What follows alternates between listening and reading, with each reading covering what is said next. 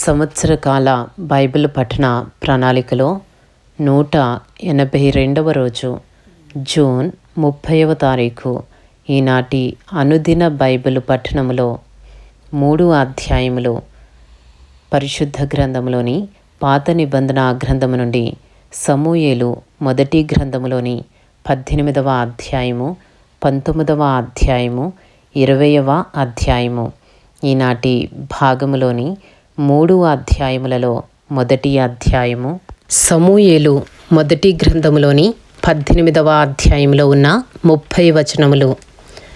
దావీదు సౌలుతో మాట్లాడుట చాలించినప్పుడు యోనాతాను హృదయము దావీదు హృదయముతో కలిసిపోయెను. యోనాతాను దావీదును తనకు ప్రాణ స్నేహితునిగా భావించుకుని అతని ప్రేమించెను. ఆ దినమున అతని తండ్రి ఇంటికి తిరిగి అతని వెళ్ళనీయక సౌలు అతనిని చేర్చుకొనెను. దావీదు తనకు ప్రాణ స్నేహితుడని భావించుకుని అతనిని ప్రేమించుచు యోనాతాను అతనితో నిబంధన చేసుకొనెను. మరియు యోనాతాను తన దుప్పటిని, తన కత్తిని, తన విల్లును, నడికట్టును తీసి దావీదునకిచ్చెను. దావీదు సౌలు తనను పంపిన చోట్లకెల్లను పోయి సుబుద్ధి కలిగి పని చేసుకుని వచ్చెను గనుక సౌలు యోధుల మీద అతనిని నియమించెను. జనులందరి దృష్టికిని సౌలు సేవకుల దృష్టికిని దావీదు అనుకూలుడై ఉండెను. మొదటి సమూయేలు 18వ అధ్యాయము 6వ వచనము నుండి. దావీదు ఫిలిస్తీని హతము చేసి తిరిగి వచ్చినప్పుడు స్త్రీలు ఇశ్రాయేలీల ఊళ్ళన్నిటిలో నుండి తంబురులతోనూ సంభ్రమముతోనూ వాద్యములతోనూ పాడుచు నాట్యమాడుచు రాజైన సౌలును ఎదుర్కొనుటకై వచ్చిరి. ఆ స్త్రీలు గాన ప్రతిగానములు చేయుచు వాయించుచు సౌలు 1000 కొలదియు దావీదు 10,000 కొలదియు శత్రువులను హతము చేసిరనిరి. ఆ మాటలు సౌలునకు ఇంపుగా ఉండనందున అతడు బహు కోపము తెచ్చుకుని వారు దావీదునకు 10,000 కొలది అనియు నాకు 1000 కొలది అనియు స్తుతులు పాడిరే, రాజ్యము తప్ప మరి ఏమీ అతడు తీసుకొనగలడు అనుకొనెను. కాబట్టి నాట నుండి సౌలు దావీదు మీద విషపు చూపు నిలిపెను. మొదటి సమూయేలు 18వ అధ్యాయము 10వ వచనము నుండి. మరునాడు దేవుని యొద్ద నుండి దురాత్మ సౌలు మీదికి బలముగా వచ్చినందున అతడు ఇంటిలో ప్రవచించుచుండగా దావీదు మునుపటిలాగున వీణ చేత పట్టుకుని వాయించెను. ఒకప్పుడు సౌలు చేతిలో ఒక ఈటె ఉండగా దావీదును పొడిచి గోడకు బిగించుదుననుకుని సౌలు ఆ ఈటెను విసరెను. అయితే అది తగలకుండా దావీదు 2 మారులు తప్పించుకొనెను. యెహోవా తనను విడిచి దావీదునకు తోడయుండుట చూచి సౌలు దావీదునకు భయపడెను. కాబట్టి సౌలు అతని తన యొద్ద నుండనియ్యక సహస్రాధిపతిగా చేసెను. అతడు జనులకు ముందు వచ్చుచూ పోవుచూ ఉండెను. మరియు దావీదు సమస్త విషయములలో సుబుద్ధి కలిగి ప్రవర్తింపగా యెహోవా అతనికి తోడుగా ఉండెను. దావీదు మిగుల సుబుద్ధి గలవాడై ప్రవర్తించుట సౌలు చూచి మరీ అధికముగా అతనికి భయపడెను. ఇశ్రాయేలు వారితోనూ యూదా వారితోనూ దావీదు జనులకు ముందు వచ్చుచూ పోవుచూ నుండుట చేత వారు అతనిని ప్రేమింపగా సౌలు నా చెయ్యి వాని మీద పడకూడదు, ఫిలిస్తీయుల చెయ్యి వాని మీద పడునుగాక అనుకుని దావీదు నా పెద్ద కుమార్తె అయిన మేరబును నీకిత్తును, నీవు నా పట్ల యుద్ధశాలివై ఉండి యెహోవా యుద్ధములను జరిగింపవలెనెను. అందుకు దావీదు రాజునకు అల్లుడనగుటకు నేనెంతటి వాడను, నా స్థితి అయినను ఇశ్రాయేలులో నా తండ్రి కుటుంబమైనను ఏపాటివని సౌలుతో అనెను. అయితే సౌలు కుమార్తె అయిన మేరబును దావీదునకు ఇయ్యవలసి ఉండగా సౌలు ఆమెను మెహలోతీయుడైన అద్రీయేలుకిచ్చి పెండ్లి చేసెను. అయితే తన కుమార్తె అయిన మీకాలు దావీదు మీద ప్రేమ కలిగి ఉండగా సౌలు విని సంతోషించి ఆమె అతనికి ఉరిగా నుండునట్లును ఫిలిస్తీయుల చెయ్యి అతని మీద ఉండునట్లును నేను ఆమెను అతనికి ఇత్తును అనుకుని ఇప్పుడు నీవు మరి ఒక దాని చేత నాకు అల్లుడు వగదువని దావీదుతో చెప్పి తన సేవకులను పిలిపించి మీరు దావీదుతో రహస్యముగా మాట్లాడి రాజు నీ యందు ఇష్టము కలిగి ఉన్నాడు, అతని సేవకులందరూ నీ ఎడల స్నేహముగా ఉన్నారు, కాబట్టి నీవు రాజునకు అల్లుడువు కావలనని చెప్పవలనని ఆజ్ఞ ఇచ్చెను. సౌలు సేవకులు ఆ మాటలను బట్టి దావీదుతో సంభాషింపగా, దావీదు, నేను దరిద్రుడనై ఎన్నిక లేని వాడనై ఉండగా రాజునకు అల్లుడనగుట స్వల్ప విషయమని మీకు తోచునా అని వారితో అనగా, సౌలు సేవకులు దావీదు పలికిన మాటలు అతనికి తెలియజేసిరి. అందుకు సౌలు ఫిలిస్తీయుల చేత దావీదును పడగొట్టవలెనన్న తాత్పర్యము గలవాడై రాజు ఓలిని కోరక రాజు శత్రువుల మీద పగ తీర్చుకొనవలెనని ఫిలిస్తీయుల 100 ముందోళ్లు కోరుచున్నాడని దావీదుతో చెప్పుడనెను. సౌలు సేవకులు ఆ మాటలు దావీదునకు తెలియజేయగా, తాను రాజునకు అల్లుడు కావలెనన్న కోరిక గలవాడై గడువు దాటక మునిపే లేచి తన వారితో పోయి ఫిలిస్తీయులలో 200 మందిని హతము చేసి వారి ముందోళ్లు తీసుకుని వచ్చి రాజునకు అల్లుడగుట్టకై కావలసిన లెక్క పూర్తి చేసి అప్పగింపగా, సౌలు తన కుమార్తె అయిన మీకాలును అతనికిచ్చి పెండ్లి చేసెను. యెహోవా దావీదునకు తోడుగా ఉండుటయు తన కుమార్తె అయిన మీకాలు అతని ప్రేమించుటయు సౌలు చూచి దావీదునకు మరి ఎక్కువగా భయపడి ఎల్లప్పుడూ దావీదు మీద విరోధముగా ఉండెను. ఫిలిస్తీయుల సర్దారులు యుద్ధమునకు బయలుదేరుచూ వచ్చిరి. వారు బయలుదేరినప్పుడెల్లను దావీదు బహు వివేకము కలిగి ప్రవర్తించుచూ రాగా, సౌలు సేవకులందరికంటే అతని పేరు బహు ప్రసిద్ధికెక్కెను. ఇంతటితో సమూయేలు మొదటి గ్రంథములోని 18వ అధ్యాయములో ఉన్న 30 వచనములు పూర్తి చేయబడినవి. ఈనాటి భాగములోని 3వ అధ్యాయములలో 2వ అధ్యాయము, సమూయేలు మొదటి గ్రంథములోని 19వ అధ్యాయంలో ఉన్న 24 వచనములు. అంతటా సౌలు, మీరు దావీదును చంపవలసినదని తన కుమారుడైన యోనాతానుతోనూ తన సేవకులందరితోనూ చెప్పగా, సౌలు కుమారుడైన యోనాతాను దావీదు యందు బహు ఇష్టము గలవాడయుండి దావీదుతో ఇట్లనెను, నా తండ్రి అయిన సౌలు నిన్ను చంపవలెనన్న ప్రయత్నము మీదనున్నాడు. కాబట్టి నీవు ఉదయమున జాగ్రత్తపడి రహస్యమైన స్థలమందు దాగియుండుము. నేను వచ్చి నీవు ఉన్న చేనిలో నా తండ్రి యొద్ద నిలిచి నిన్ను గూర్చి అతనితో మాట్లాడిన తరువాత నిన్ను గూర్చి నాకేమైనా తెలిసిన ఎడల దానిని నీతో తెలియజెప్పుదుననెను. యోనాతాను తన తండ్రి అయిన సౌలుతో దావీదును గూర్చి దయగా మాట్లాడి, నీ సేవకుడైన దావీదు నీ విషయములో ఏ తప్పిదమును చేసినవాడు కాక బహు మేలు చేసెను గనుక రాజా, నీవు అతని విషయములో ఏ పాపము చేయకుందువుగాక. అతడు ప్రాణమునకు తెగించి ఆ ఫిలిస్తీని చంపగా యెహోవా ఇశ్రాయేలీలకందరికీ గొప్ప రక్షణ కలుగజేసెను. అది నీవే చూచి సంతోషించితివి కదా.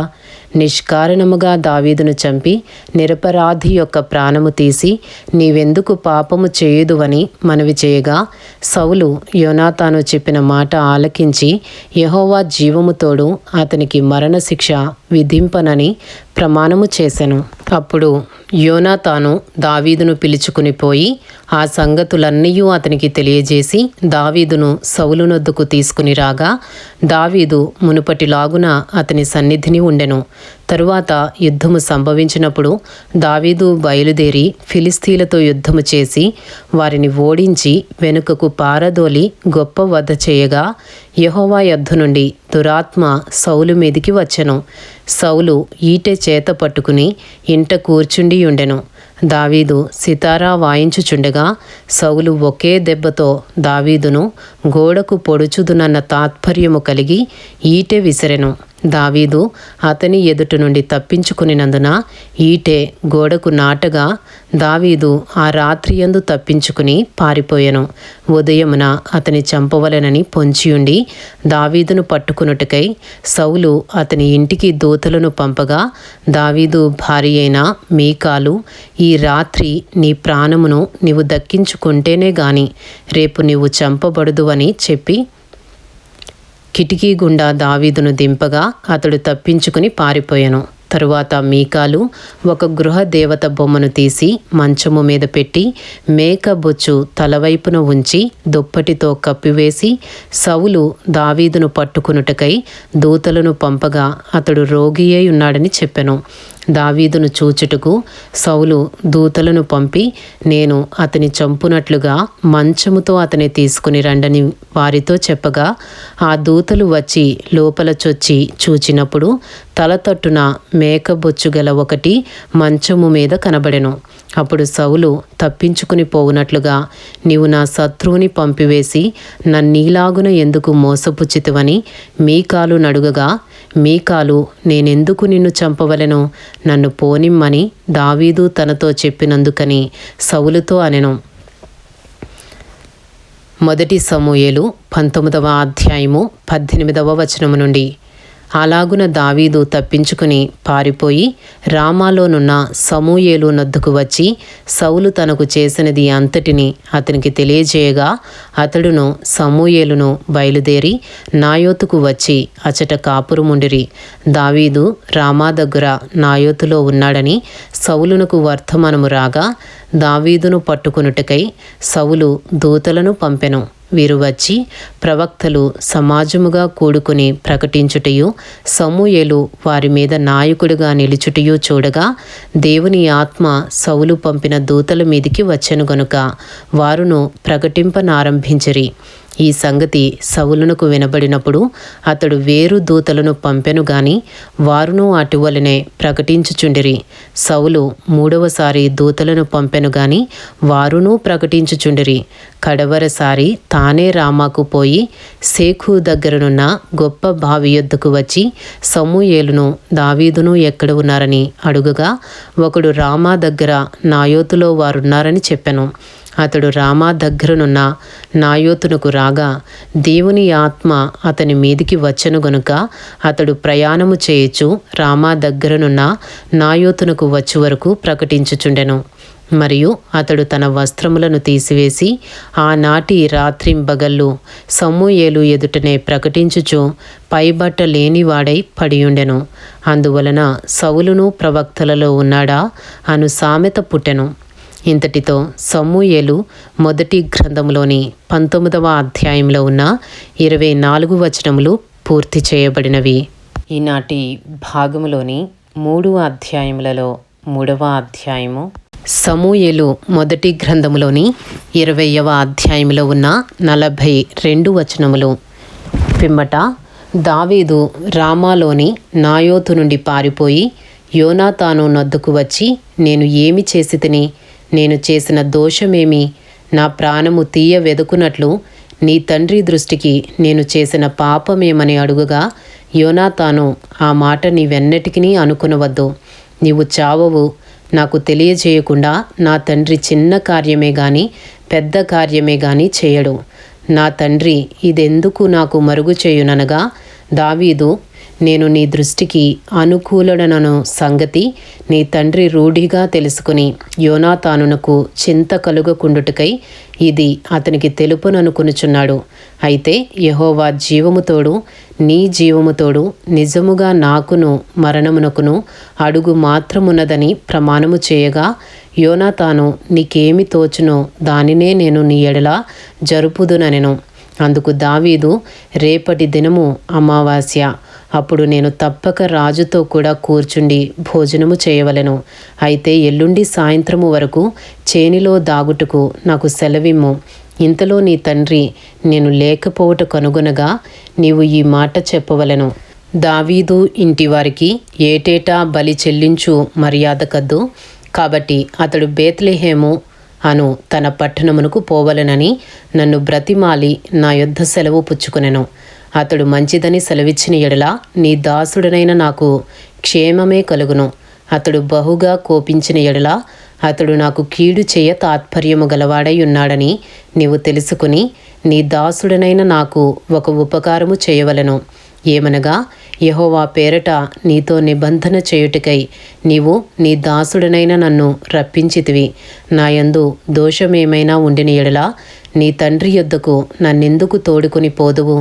నీవే నన్ను చంపుమని యోనాతాను నొద్ద మనవి చేయగా, యోనాతాను ఆ మాట ఎన్నటికినీ అనరాదు. నా తండ్రి నీకు కీడు చేయనుద్దేశము కలిగి ఉన్నాడని నాకు నిశ్చయమైతే నీతో తెలియజెప్పుతును కదా అని అనగా, దావీదు నీ తండ్రి నన్ను గూర్చి నీతో కఠినముగా మాట్లాడిన ఎడల దాని నాకు తెలియజేయు వారెవరని యోనాతానును అడిగెను. అందుకు యోనాతాను, పొలములోనికి వెళ్ళుదుము రమ్మనగా ఇద్దరును పొలములోనికి పోయిరి. 1 సమూయేలు 20వ అధ్యాయము 12వ వచనము నుండి. అప్పుడు యోనాతాను, ఇశ్రాయేలీలకు దేవుడైన యెహోవా సాక్షి, రేపైనను ఎల్లుండి అయినను ఈ వేళప్పుడు నా తండ్రిని శోధింతును. అప్పుడు దావీదునకు క్షేమమౌనని నేను తెలుసుకుని ఎడల నేను ఆ వర్తమానము నీకు పంపకపోవుదునా? అయితే నా తండ్రి నీకు కీడు చేయనుద్దేశించుచున్నాడని నేను తెలుసుకుని ఎడల దాని నీకు తెలియజేసి నీవు క్షేమముగా వెళ్ళునట్లు నిన్ను పంపివేయని ఎడల యెహోవా నాకు గొప్ప అపాయము కలుగజేయుగాక. యెహోవా నా తండ్రికి తోడుగా ఉండునట్లు నీకును తోడుగా ఉండునుగాక. అయితే నేను బ్రతికి ఉండిని ఎడల నేను చావకుండా యెహోవా దయచూపునట్లుగా నీవు నాకు దయచూపకపోయిన ఎడలనేమి? నేను చనిపోయిన ఎడల యెహోవా దావీదు శత్రువులను ఒకడైనా భూమి మీద నిలవకుండా నిర్మూలము చేసిన తరువాత నీవు నా సంతతి వారికి దయచూపకపోయిన ఎడలనేమి? యెహోవా నిన్ను విసర్జించునుగాక. ఈలాగున యెహోవా దావీదు యొక్క శత్రువుల చేత దాని విచారించున్నట్లుగా యోనాతాను దావీదు సంతతి వారిని బట్టి నిబంధన చేసెను.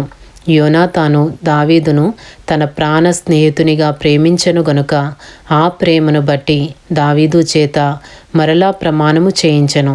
మరియు యోనాతాను దావీదుతో ఇట్లనెను, రేపటి దినము అమావాస్య, నీ స్థలము ఖాళీగా కనబడును గదా. నీవు 3 దినములు ఆగి ఈ పని జరుగుచుండగా నీవు దాగియున్న స్థలమునకు త్వరగా వెళ్ళి ఏసెలు అను బండ దగ్గర నుండుము. గురుచూచి ప్రయోగించినట్టు నేను 3 బాణములను దాని ప్రక్కకు కొట్టి నీవు వెళ్ళి బాణములను వెతుకుమని ఒక పనివానితో చెప్పుదును. బాణములు నీకు ఈ తట్టుననున్నవి పట్టుకుని రమ్మని నేను వానితో చెప్పిన ఎడల నీవు బయటికి రావచ్చును. యెహోవా జీవముతోడు నీకు ఏ అపాయమును రాక క్షేమమే కలుగును. అయితే బాణములు నీకు అవతలనున్నవని నేను వానితో చెప్పిన ఎడల పారిపోమ్మని యెహోవా సెలవిచ్చుచున్నాడని తెలుసుకుని నీవు ప్రయాణమై పోవలెను. అయితే మనమిద్దరము మాట్లాడిన సంగతిని జ్ఞాపకము చేసుకునుము. నీకును నాకును సర్వకాలము యెహోవాయే సాక్షి. 1 సమూయేలు 20వ అధ్యాయము 24వ వచనము నుండి. కాబట్టి దావీదు పొలములో దాగుకొనెను. అమావాస్య వచ్చినప్పుడు రాజు భోజనము చేయ కూర్చుండగా మునుపటి వలెనే రాజు గోడ దగ్గరనున్న స్థలమందు తన ఆసనము మీద కూర్చునియుండెను. యోనాతాను లేవగా అబ్నేరు సౌలు నద్ద కూర్చుండెను. అయితే దావీదు స్థలము ఖాళీగా ఉండెను. అయినను అతనికి ఏదో ఒకటి సంభవించినందున అతడు అపవిత్రుడై ఉండునేమో. అతడు అపవిత్రుడై ఉండుట అవశ్యమని సౌలు అనుకుని ఆ దినమున ఏమీయూ అనలేదు.